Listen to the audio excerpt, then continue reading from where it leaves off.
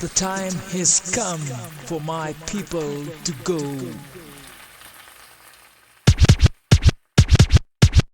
I'm not a queen, I'm a servant of the people. I'm not a king, I'm a servant of the people. It's what the people demand, and we gonna keep fighting till we get that land. I'm not a queen, I'm a servant of the people. I'm not a king, I'm a servant of the people. It's time to rise, to get what we want, we got to organize. Good morning, good day, good afternoon, good evening, good night, good people, good comrades, wherever you are in the world.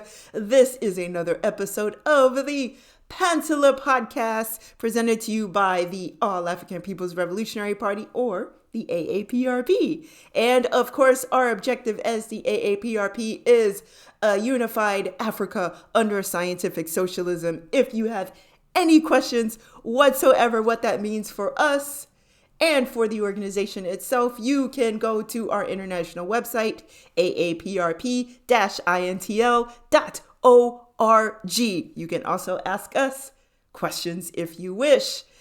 I am here with Comrade Jesse. I am Jamilah, and this is, if we didn't mention, the Pantsula Podcast. We're here another week with you. Thank you so much for sharing this time with us.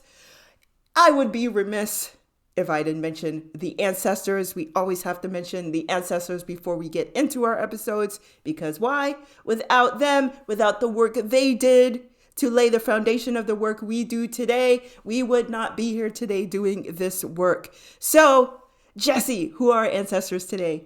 Yes. So the two ancestors that we are honoring today would be Harry Tyson Moore and his wife, Harriett Sims Moore, who were both educators and pioneers and leaders of the civil rights movement.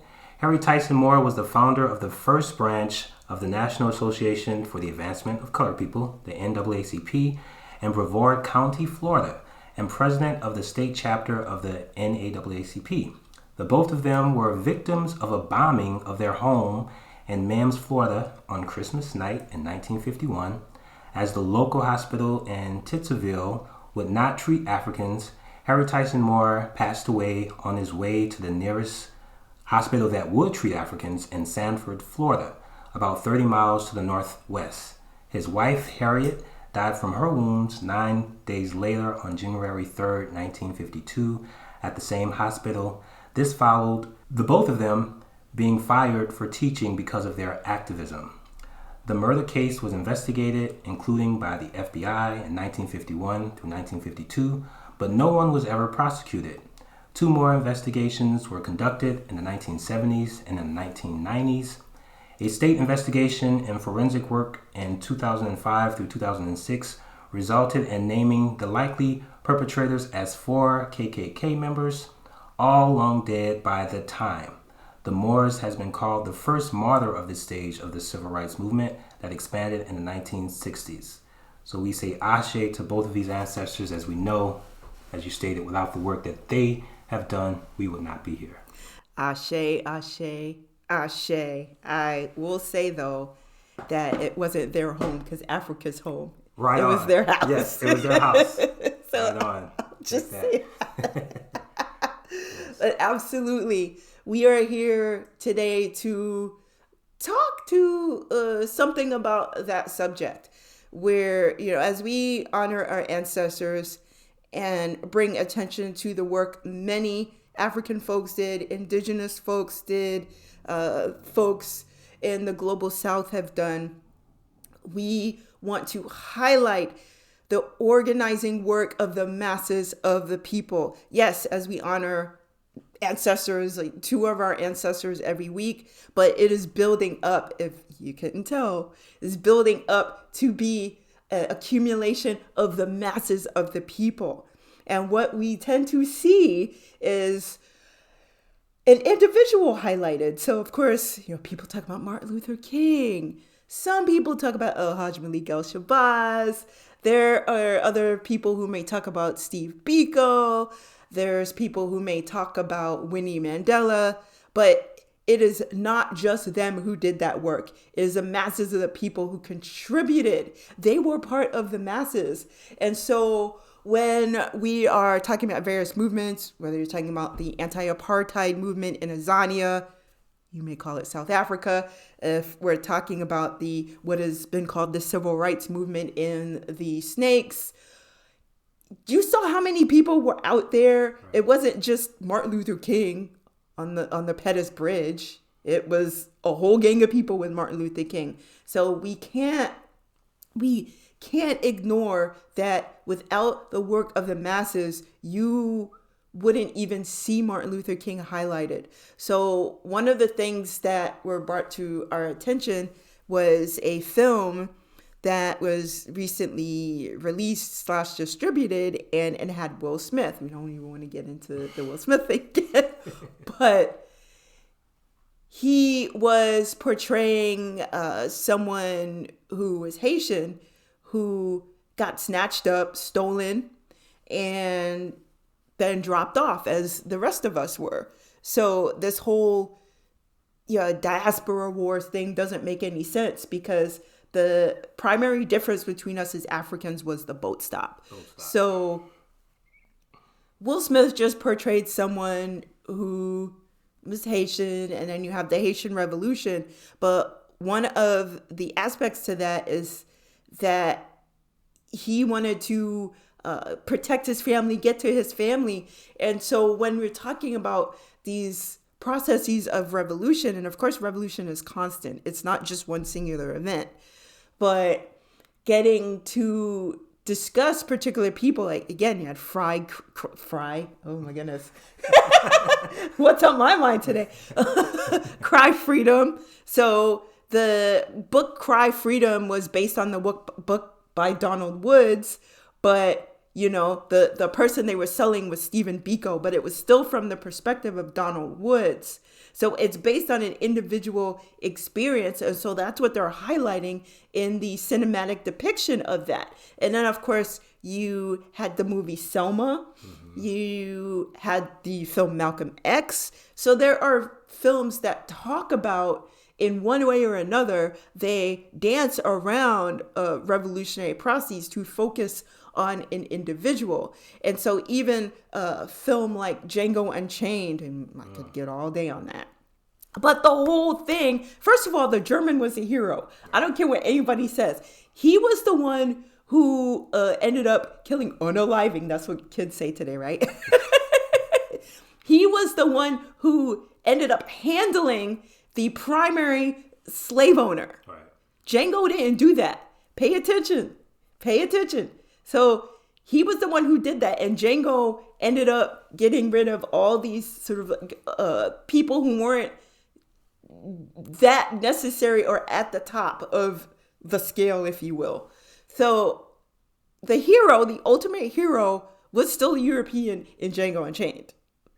And what I saw, it was an interview with Tarantino, and he was saying, well, yeah, that was kind of a way to sort of atone, if you will, for the Inglourious Basterds movie. Oh, yeah. So it's like, had to make the German the hero. Right. So we have to really pay attention. That we have to have an anti-imperialist and anti-colonial perspective when we go see these movies, or else we'll be deceived and thinking that these movies are revolutionary. But with, what's it, Wakanda movie? Wakanda, yeah. Wakanda what is Forever. It? Wakanda Forever is the second. No, the other one. Black Panther. So we have a movie like Black Panther. People do not register that the CIA dude was the hero in the movie. Was the hero, yeah. People are like, I didn't see that. What do you mean? He was protected. He was given, all of the stops, the CIA. And he closed Wakanda off from the rest of the African world. Whether it's a diaspora. In particular, made it to where he made Wakanda fight against the Maori people, which were like the indigenous folks. So like it clearly was just the usual conversation of let's let the indigenous folks fight with the Africans, but the CIA was not the focus at all. Exactly. So it takes away from the larger scale of oppression and injustice, because it focuses on these individual actions and these individual people. And so now you have a plot where colonized people are fighting against one another. Right. And you accept that because it's such a grand movie. So we have to have an anti-colonialist perspective and an anti-imperialist perspective to understand that Hollywood is not going to greenlight anything that is remotely revolutionary. We need to pay attention to that. So when you have a film about Will Smith being a Haitian revolutionary, he's not talking about January 1st and the Haitian Revolution. Oh, no. not talking about Dessalines, not talking about Toussaint Louverture. I'm an individual that's trying to get to my family and save my family. And that is the focus. So with Django Unchained, that was the focus. He wanted to go save his partner. Right. And so there's something to that because she spoke German or whatever language.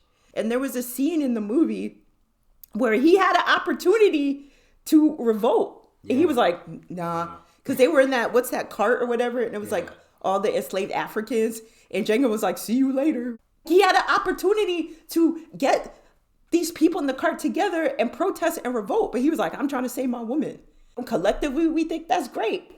Yeah. Folks like, hey, and I mean, these movies, if anything, it produces the notion when one watches it, like, oh, I can do that. I mean, I saw someone do that. And we think, oh, if it's just one person, maybe I can do that. You know, it's almost like an inspirational thing because you see one person and it's like, well, you can't say it's not been done because this one person is doing it. But they're leaving out the movements and the masses of the people that to make that change. It's never just one person. Exactly. And so, yeah, even when you highlight someone like Nat Turner or Harriet Tubman or all these slave movies, they don't talk about how we ended up steering the ship back to Africa because we got that slave master who was sailing the boat. And we're like, no, where y'all taking us? We ain't, Yeah, they don't show those movies. They show Amistad. Oh, my goodness. The ship Amistad, you know, and they have all this movies. One man, you know, that like it's just one man, and you already know where that's gonna go. Yeah. And it's always a man, right? Yeah, one man, exactly. And then even when you have films like, what's the film that had Daniel Kaluuya in it, and so it was the two partners. So they had a date, and then they got stopped by the police, and you know, so then it had like tinges of something revolutionary that can happen. But then Queen and Slim. So we all know that it's going to be a tragic story in the end. And the same thing that happened getting back to Black Panther. So you had the characters that were the most revolutionary. They were seen as megalomaniacs. They were seen as just unhinged. They were patriarchal. Right. So you have characters being like, well, we're going to have the masses and we're going to take these resources and share it with the masses of African people and we're going to liberate ourselves. It's like, no. So any mention of the masses taking liberation for themselves is just not something that is possible. But for some reason, an individual can take on the whole world, be Superman. The only time you see it is in the movie because we know historically that doesn't even align. Historically, the masses are the ones to create change. So the interesting thing about that is when you take capitalism, so you take these holy days, because that's what it is. I know they call it a holiday, but it's holy day of capitalism. Right. So you take Thanksgiving, you take Christ Mass, where Jesus, if you want to do the actual research, if you take the Bible literally, Jesus could not possibly have been born on December 25th. Right. Just the plants that were there, and they described the position of the star. That's just not possible. As far as I know, and the research that I've done, Jesus was born in April. But if you want to talk about the Jesus story, I think Jesus was born in April from just the research I've done. But, they promote December 25th as Christ Mass. Most people don't even go to Mass when some people do, and they spend all day and doing Mass. And, I understand it. So somebody says, oh, do you celebrate Christmas? I'm not Christian. You don't even have to go to the, I'm anti-capitalist. Right. Just, well, I'm not Christian and Jesus wasn't born December 25th. So no, I do not celebrate that. But I'm also anti-capitalist. So, I don't participate in the consumerist aspect of all of it, which is what's heavily promoted. So even something like a Veterans Day. Right. Why do you need a sale for Veterans Day? Money. If you're honoring money. people, thank you for your sacrifice. Right. Thank you for your service. So why do you need a sale for that? If you're serious about honoring veterans or whatever, go and talk to a veteran who's houseless. Go and talk to a veteran who's hungry and say, hey, come to my house and I'll make you some food. If you're really going to honor veterans, be serious about it. If you're so into that whole thing. There's a percentage of houseless veterans right now who got used up by the imperialist machinations of militarism.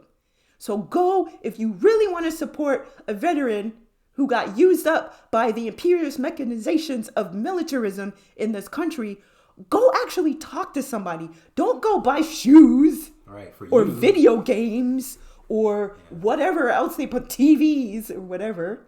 That's not honoring people you say that you honor. Capitalism is, what I have seen, is the only vehicle where the masses are allowed to get together and celebrate something. So whether it's Christ Mass, you get together with your family, or you go to Mass or whatever, Thanksgiving, you go and you go to your families or whatever. So it's a family gathering. But once you start talking about actually having a revolutionary process, no. We can't talk about that. Right. You keep that to yourself. No, that's a personal thing, right? But whenever you want to go out and shop, what is it? Black Friday. You got hundreds of people waiting for a sale. So that's the only time you can convene with masses of people is when it has to do with consumerism. Think about that. But when we're talking about free Palestine, when we're talking about anything having to do with socialism, we're like, we can't. No, that's going to upset people. But you're not concerned about the workers that have to get up early and deal with putting products back that you didn't put back in place. Uh-oh. The global South workers who are making these products, like there's a relationship between everything you would buy. It's not just, I'm going to get this thing for a person. Who actually made that? Well, that type of questioning is not really what capitalism is showing us. It's just like the necessity to buy things and to fit in, because if you don't, then you're the odd one. Like, you don't celebrate it? Why not? So you're not a gift giving person. They turn it around to where it's like you are the problem if you don't participate in these holy days. When clearly the problem is capitalism and its effect on the masses, convincing us that the only way to really show your love is to give a gift, even if you don't have the money. Even if you don't have the resources to do it, you should still do it. Find a way. And this creates the confusion, or it continues the confusion. And when someone says, I don't celebrate these days, the least we can do is respect that. And if we want to have a conversation around it and struggle, I think that's great. But in this society, under capitalism, we are trained to be conflict avoidant. Yes. And so if someone struggles with you, you just take it personally. And I'm like, no. So there is a difference between a struggle over ideas and a debate. A debate tends to be reactionary, where you said this about me. It's just, no, I didn't say. Did I say anything about you? I didn't say your name. If I wanted to say something about you, you're right here in my face. I'll tell you. But I'm talking about something that's systemic. I'm not addressing you. If that's something you participate in, sure. But that's not, don't take any of this personally. And so then you get self-criticism process. So when you begin to participate in a criticism process, that's when you understand your role in creating a better society, your role in creating a better environment for your community, for the masses of people. And you begin to take things less personally, because you either know that you are participating in something that's going to create something better or not. Yeah. That's up to you to make that decision. Do I want to participate in something that's beneficial to society and the mass of the people? Or do I want to participate in something that's going to inherently destroy humanity? Yes. So, a call to action. What are you doing for your people? You're either doing something or you're just, because I think just listening to earlier Jamu's podcast, he was talking about just the responsibility. Like, what are you going to do? mm-hmm. Like, we all inwardly know when we see that houseless person on the street and we witness injustice that there's a problem. We can acknowledge the problem, but we have to take action against that problem. It's one thing acknowledging the problem and saying, "Oh, this is a problem," but what are we doing to answer that problem? So here's the other thing with that. And so this is when we start individualizing things in that, well, I can't help all the people. Right. So I just feel bad that I can't help all the people. An individual cannot single-handedly take on a structural issue. But what you can do is participating in making things better. So yeah, you can't take on the world. An individual cannot take on the world. But that's what we're trained to do. One man can take on the world. So we feel bad. We're trained to feel bad if we can't do that. And then another thing that tends to happen is, well, I don't want to give that person money because they're just going to use it for drugs. Yeah. Okay, so that person living check to check, they go to the liquor store. Are you going to judge them because they go to the liquor store because that's how they want to relax? Right. And I'm a person, I don't drink alcohol or anything, but I'm not going to judge how somebody is coping with capitalism. Mm-hmm. You don't know how that person became houseless. Yeah. So for you to judge how they cope with capitalism, I cannot make that call. Yeah, sure. It's great if they, don't use it for, but that's not my call. And I cannot judge that. So if you're going to judge that houseless person for doing that, are you also going to judge that person living check to check who is one paycheck away from houselessness, from buying alcohol or cigarettes or whatever? It is not for us to judge because what is the casting the first stone or whatever? Like, what are we doing that's contradictory? We all have contradictions. Absolutely. So, I was just having this conversation actually with a friend of mine, and it was, you just hitting on all the things I was talking about, because when talking about capitalism, it was just, but I can't, one person can't, I can't do anything about this. I mean, it sucks, but capitalism is here. This is the system we're in. So we can't really do anything about it besides incorporate us. I'm like, no. We don't have to incorporate ourselves into capitalism. We don't have to respond to capitalism and give it our life and say, all right, since it's here, this is the best system on earth. We can read history. We can understand what socialism is and see movements that have been done, that exist, that are combating capitalism.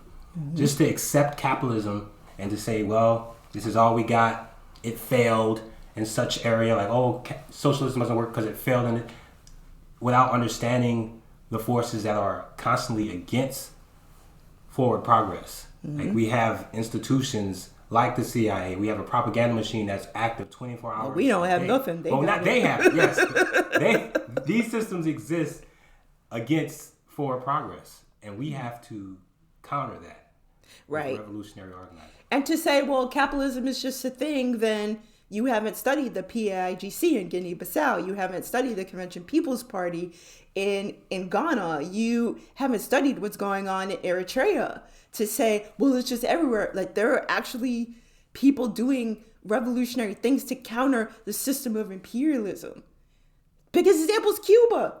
Cuba's been under a blockade for over 60 years. And they're still doing powerful things. So to say, it's just here. And I think that's a very privileged thing to say, because someone who's saying that hasn't studied global movements against imperialism. And it's just easier to be honest about saying, hey, I haven't studied that, so maybe I should. Right. Or it's just not my priority to do so. And I think if people were honest and say it's not a priority, I think people would feel so much better about things. I really do. Just admitting. I really do. Yeah. I honestly think that, well, I can't, I don't know. You're so much better than me. What makes me better than you? What makes me better? Just because I see something as a priority? Right. That doesn't make me, I'm no better than you because you can do the same thing. Absolutely. You could study what is going on in the world, but you just choose not to. And just be honest about that. That's not a good or bad thing. It is a thing. It's a thing. And so it's that guilt thing. Well, like, you're better than me. I'm not doing it. So I feel guilt around it. So to not feel that guilt, do it. Yeah. Do the work. Do the work. And so when you feel like, oh, we have to carry this heavy load and I don't feel like I can do it. It's like, there's people who have 10 kids who, are living in conditions that are definitely not as privileged as people in the snakes or in the West, I should say. But they're still out there because they understand what is at stake.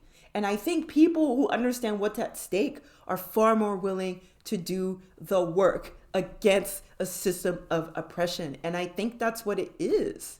It's like, if you don't see what's in front of you, you're not going to see the work as a priority. And it's like people voting. People are like, well, we want change. It's like, well, why don't you go and create change? Well, I don't know, like the third parties and it's just, so if everyone's sitting there saying that, change is not going to happen because everyone's sitting there saying the same thing. So you're going to continually keep voting these imperialists in and somehow keep complaining that the same people are in. But our ancestors died for our right to vote. What ancestor are you talking about? I don't know any ancestor who simply died for the right to sit there and vote for an imperialist candidate. Right. That's an insult to Fannie Lou Hamer. Absolutely. The point of fighting for the right to vote is so you can vote against these capitalist parties. Right. That's the point. That's the point. The point is to work towards an alternative to the Democrats and the Republicans. It wasn't just like, well, okay, we can vote now. Now we're just going to vote for... Study your history, people. That is an insult to the Louds County Party. That is an insult to Fannie Lou Hamer. That is an insult to every single person that stood on the front line for this work, who got shot at, who had doors closed in their face, to say, well, now we can just vote for Obama. Right. Because they fought for that right. It's just like, no. And it's not like they were just doing that. They were organizing. Exactly. They didn't just take one day out of the year, put in the ballot and said, all right, my work is done. I've done my job. Let's now hope that the people who I put my vote in for will get to work for me. Like, on what place on earth has that happened in the U.S.? There's no place. On a major political party. I guess I don't have all day. But I mean, I got like a few minutes if you want to sit there and talk to me about that. But like, on what place, especially the last 50 years, can you tell me a Democrat or Republican who actually stood on the front lines for the mass of the people? I have 5 minutes. You tell me, because I don't know. What say you? Because I don't know what people you talk about. Yeah.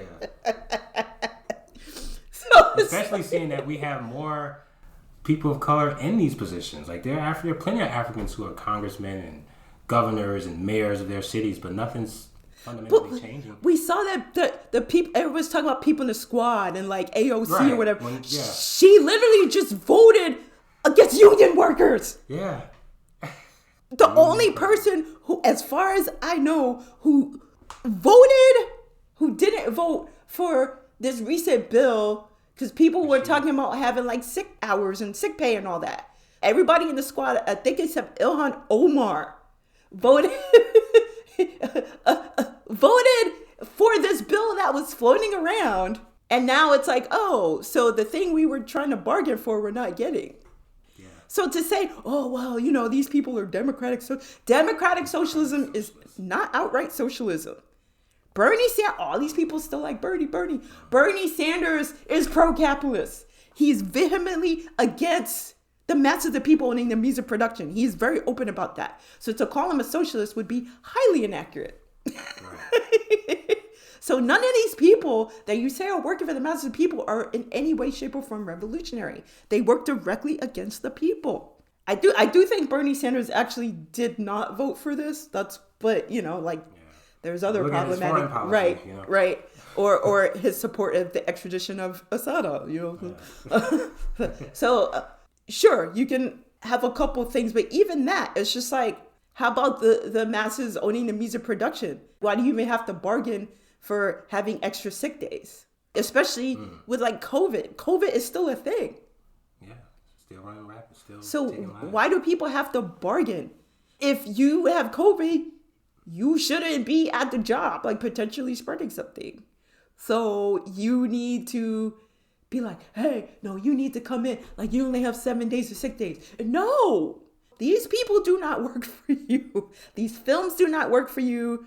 This idea that you can get together for a holiday with your family and celebrate community and whatever. Like, if you really want to celebrate community, have a work study session.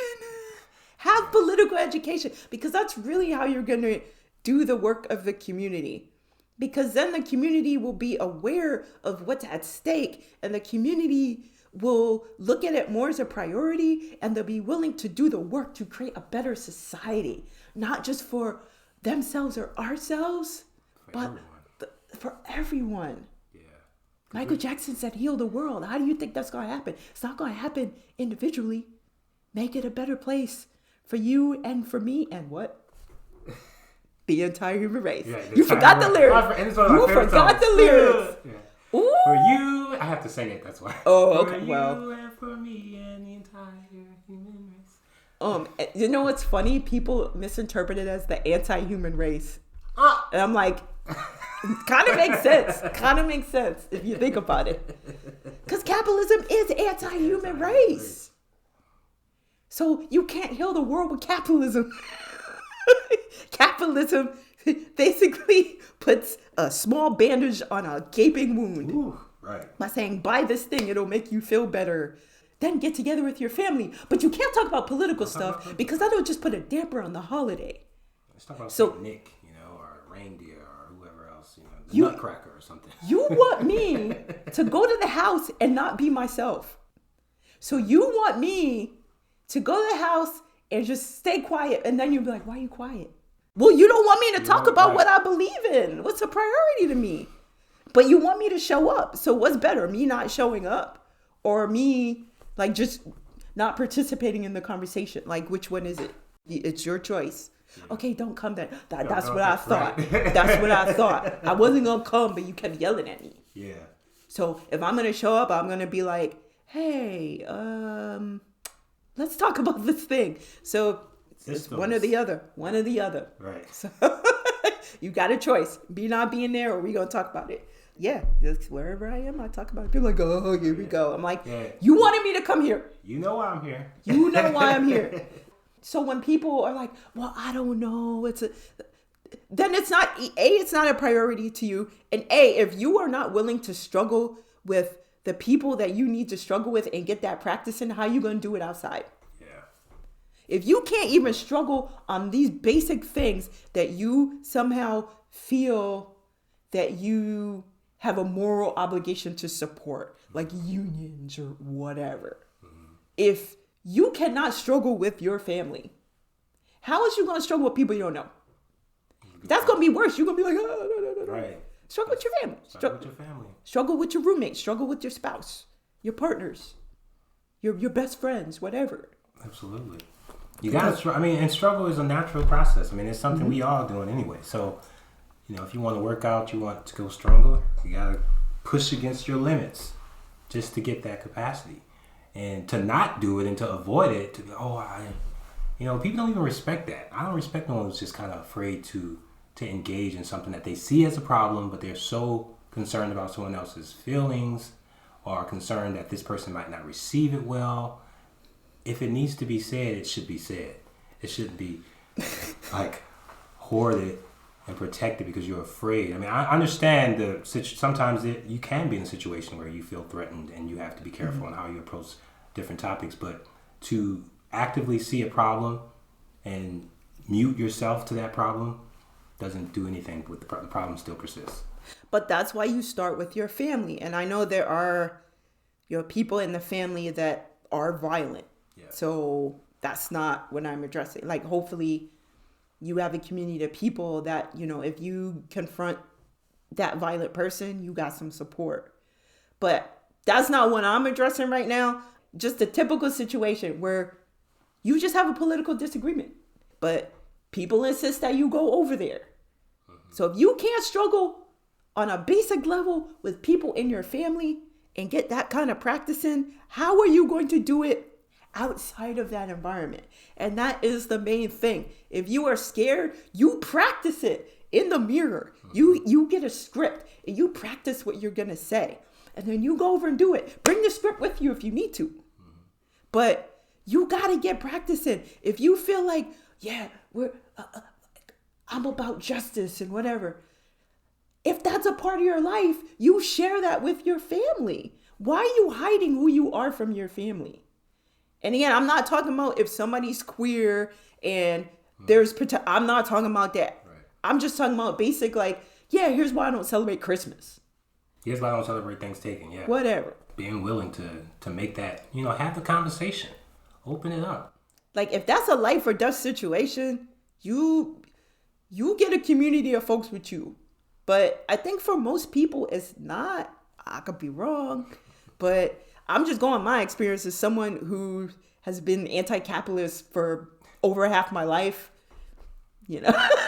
People do, they may not agree with you, but if you are consistent, and I'm going my experience of other people's experiences, they respect you. If you have strong conviction in where you stand, people are like, I don't know, you're weird, but I respect it. Right.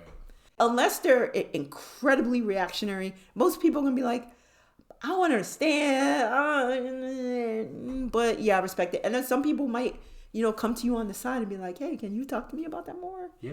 But yeah. So not invalidating cases where it is life or death, where it's just like, if I go over there talking about that, my life is going to be threatened. I'm not talking about that. People aren't even aware if it's a life or death situation because they're not even willing to do it. Yeah. They're like, I don't know. I don't want to put a damper on things. It's just like, what? Huh? By proxy, you were supporting it. You're telling me you don't. It's like somebody, I talk about this all the time. It's like, you have a friend that's European and you go over there and then you got a family member literally saying stuff to you in your face. Using every epithet under the sun or whatever. And your European friend is just like, deer in headlights. Yeah. And then when you get out the house, they're like, that was so horrible. I'm so sorry that happened to you. I'm like, you're not my friend because you would have rolled up on them and be like, yo, that's not cool. Yeah. Why you gotta wait and tell me that sucked? Like, I know it did. Like, why you telling me that? So that's the thing. That's the real time practice that we gotta deal with every day as African people. We get that in for all of our lives. Now it's time for y'all to do that. Yeah. Get that practice in with your families. If you're like, man, I got a problem with Christmas the older I get. Struggle with your families. Talk about, you go see a film together. Talk about why that film is counter-revolutionary. I talk about Black Panther all the time, why it's counter-revolutionary. People are like, I don't agree, but I see it. I kind of see it. Mm-hmm. But yeah, just really get that practice in because that is how you build an analysis. By getting the practice in, by struggling with people. Yeah. People want to struggle alone. And I'm not talking about mental health. Both you and I have mental health stuff. So we struggle, both of us here struggle with mental health stuff. So that's we could talk about that all day. That's not the episode. But just struggling on a level against capitalism, we shouldn't struggle alone with that. And so just having a group of people to really have a political education process with. So why we are struggling with that makes sense. Don't just do that alone. You got to go out into the public. And talk about why Black Panther is counter-revolutionary. Right. Why this Will Smith movie is counter-revolutionary. Why Django Unchained is counter-revolutionary. I'm so, Dick Gregory, R.I.P., right? But he said Django Unchained was the first movie I saw that made me feel free. I was like, Dick Gregory, you 80 years old.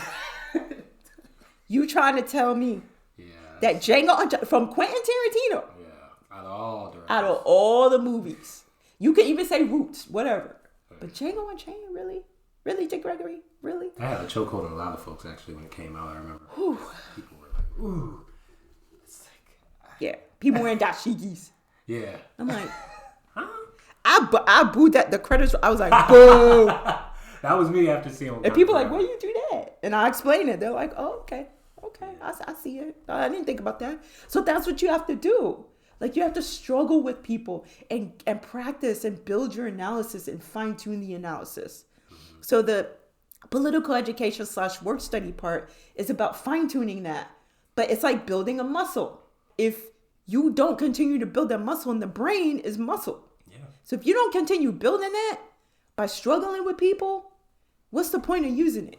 So you're like, I don't know. It's like, no, continue to build that muscle because that's how it gets stronger. Absolutely. So the political education process is that exercise. It's a way to do that. But then going out in the world, say like, you do weights and you do all of that. One day, that one person's just like, hey, here's a 60-pound thing. Can you help me carry it? And then you carry it. And that's what that struggle is. So the work study process is that weight machine. You're building the weights. Then you can bench press. That's the bench press. And then somebody actually is just like, hey, go out in the world. Can you help me carry this thing? And how you help carry this thing is the masses carrying it. Yeah. It's not just you. Not just you carrying it. It's the masses.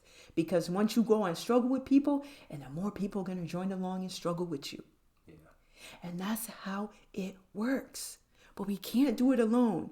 So having an analysis and going out and looking at these films when we go to our families or our partners or wherever we go, and they're like, man, I don't want to go to the house on Christmas. You're like, man, I'm going to go with you because I got you. I got you. Yeah. It's like we got each other. And it can't be just like one or two people. We got to struggle together. So it's the only way that this can happen. But if you don't do that, you're going to be like continue going on this cycle, and you're going to be depressed because you're like, I believe in this particular thing, but like I don't want to cause any trouble. Look, me and Jesse's in here. If it wasn't for people causing, I'm not talking about a John Lewis Good Trouble. I'm not talking about that. Talking about the good trouble. Not talking about because the good trouble means you don't stir anything up. Going in the system and trying to shake it up. That's not good trouble because you're not going to change anything. So it's not like the Spook Crusade. Who was it? Kalanji? I can't remember on Black Power Media. So I can't remember who said it, but they were talking about the Spook Crusade by the door. I thought this was good because I always thought of it as just like using the tools from the system to like build the revolution. It wasn't like going in trying to change the system from within. But I was like, people actually think of Spook Crusade by the door? By like going to change the system from within? Yeah. I never thought of it that way. Yeah, he's using the tools of the CIA to like fight the CIA. Right. That's what I always thought it was. Yeah, people interpret it as like trying to change the system from within. I was like, that doesn't make sense to me. Just watching the movie and then you read the book, that just never made sense to me. So, but people do feel that way. It's just like, well, you have revolution from within, which is part of the whole narrative of individual changing society. Right. An individual cannot change a 100-year-old system. And so you build a political analysis. You have a work study process. Look at revolutions around the world. Even the so beloved, like so-called American Revolution they had.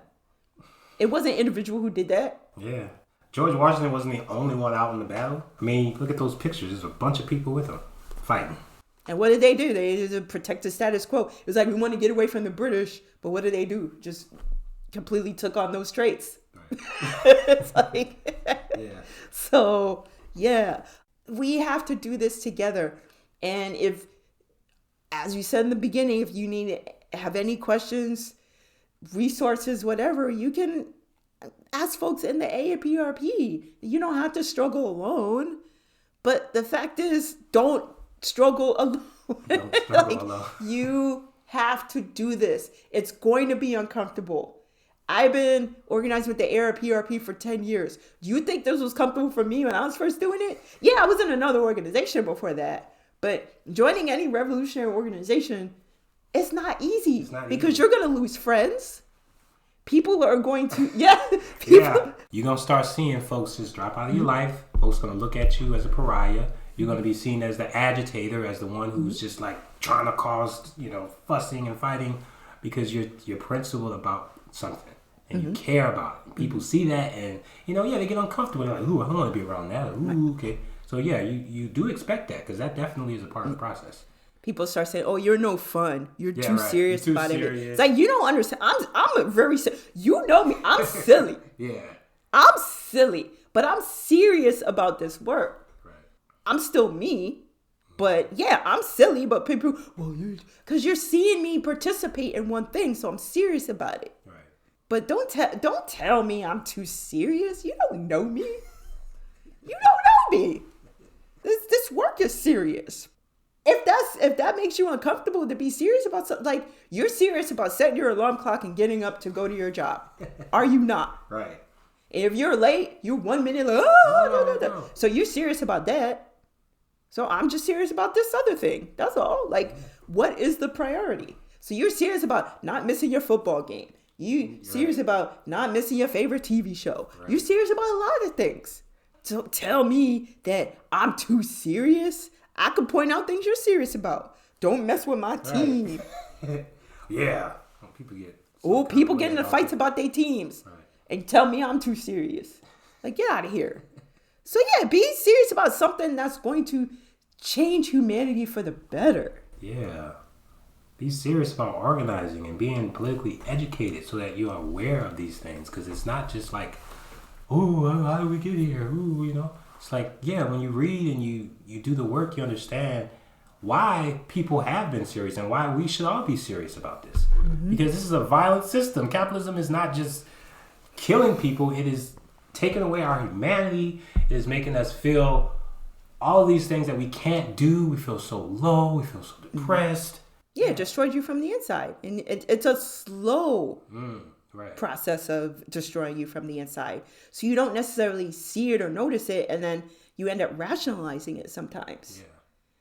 Because it's such a slow, painful process. And you start comparing yourself. Oh, I don't have a car. Oh, I don't have a house. Oh, I don't have this. Oh, if I only got a new that. Like you really start thinking that it's you. Like I got to do something about this situation. Right. And then it becomes well, if you hate capitalism so much, why don't you just live in a bunker? Why don't you just don't understand the contradictions of things, do you? That's why you need to study. Please. Because you can't, as long as you have a birth certificate, I'm sorry, you are on somebody's record in the system. But other than that, it's just, in order to meet basic needs, there are particular things that you have to do to participate in a capitalist society. So we all have those contradictions. Very rarely can someone just be like, hey, I'm just going to live outside of the grid. Like, very few people can say that. Yeah. If you have to pay for your rent, for your mortgage, whatever it is, food, you have children, there are various material needs you have. You can't just go and say, I'm going to live off the grid. Right. Like, that's a certain amount of privilege. So to be like, well, why don't you just leave? Yeah, this doesn't account for the material conditions. Like, right. You just can't leave. So understanding so just leave your job. Right. Just like, you hate it so much, leave your job. It's like, you are aware some towns literally have one industry that you cannot leave. You can't leave. Yeah. Small towns, happens all the time. Right. So it's either that job or you don't have a job. So let's just think about things like that and study as to why that exists. Why people literally are in danger if they do leave a job. Yeah. So we have to understand that we cannot face these things alone. And having, again, a political education process is a way to make sense of a lot of these things. So I don't know. I think that, we've said enough. Yeah. We always encourage y'all, get involved, join an organization, so that, I like how you mentioned, capitalism is a slow process of how it kills you on the inside. And if you don't have anything to counter that, you're going to fall subject to it, and you're going to really just think that there's nothing you can do. But we're here to tell you there's something you can do. You don't have to accept what capitalism is telling you. So yeah, I think the other thing, just to round that out, I think people thinking like participating in a system like capitalism is accepting the system, and that's not the case at all, because capitalism was thrown onto all of us. Like we didn't ask for this. Like people around the globe didn't ask to have the Oppenheimers come in and just steal the resources and have ownership of the diamond mines. People were like, please, kind sir, can you please come and take these resources? Take this coltan. Please take this aluminium. Please take these diamonds. Like people weren't asking these foreign corporations to come and just steal the resources. No.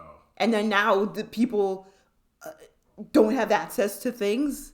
So yeah, so most of us, unless we were born into a family that had a massive amount of wealth, most of us were forced into the system of capitalism.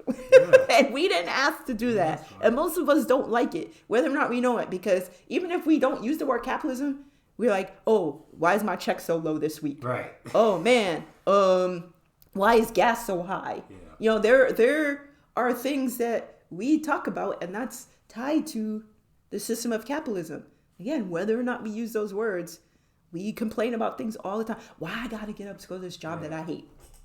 How many of us have said that? How many of us? There was a recent, even was it in the hospital where these nurses were doing TikToks and talking about again the people who are being oppressed by capitalism just as much as you're blaming them. Yeah. For like wanting some food. Right. Wanting to be changed or any of that. That's Right. Their labor is getting exploited just like yours is, and you're not blaming the system for this happening. For the fact that in the US there's no free healthcare. Like, why are you not complaining about that? Why is your ick that someone is in desire of food? We're being conditioned to see each other as the enemy. Right. And not capitalism. So once we have a political education process, we will start to understand that attacking people in the hospital, it's just not going to make any sense. It's no longer going to make sense. And the people who are protecting the system of insurance companies stealing from people, that's what you're going to focus on. Yeah. You're going to focus on the larger systems of injustice and oppression. And how do you do that? Join an organization. Join an organization working for the people. There are plenty of them. Yeah. We are just one. But there are plenty that if you don't like any, create your own. Create your own. But make sure it is revolutionary for the people. And it's anti-capitalist, not a capitalist organization. I need that. But if you enjoy this conversation we're having, there are other programs held by the All African People's Revolutionary Party you can listen to as well in various forms. So there is what you were addressing earlier with Ajamu and Shakur, so our ancestors' voices. There's the Revolutionary African Women. There's the Forward Ever podcast, and there is the weekly Pan-African News. There's also the Forward Ever shop, where you can get various things like hoodies and shirts. And one of the hoodies, which is, I think actually came to my door. It's a women's place is on the front lines. And so that's one shirt. If you support that and support revolutionary work that African folks all over the world are doing, you can go to the Forward Ever shop. And there's so many things we will have the links in the description. You can support in various ways. But the thing that will make us the most happy is if you join the organization, because the more people who join these types of organizations that have a solid political education program, that have a solid program that does a critical process of like, how are we furthering this work? So it's a solid critical process, a criticism, self-criticism process, if you will, because that's what it is. So something that solidly counters the system of individualism, that counters the system that one man can change the world One man. alone. But you got to change that because that's historically inaccurate. And we can't accept that. So if there's one thing you will not accept, it should be that. Yeah. One thing that you should not accept is capitalism. So go do that. Go take this from us. You know what? Go do that and then listen to this episode. Right on. But as we always say to round out every episode, forward ever. Forward ever. Backwards never. Always stay clever. That's right. In any endeavor. Thanks, Jamilah. Right. Thanks, Jamilah. Forward ever. Forward. Backwards never.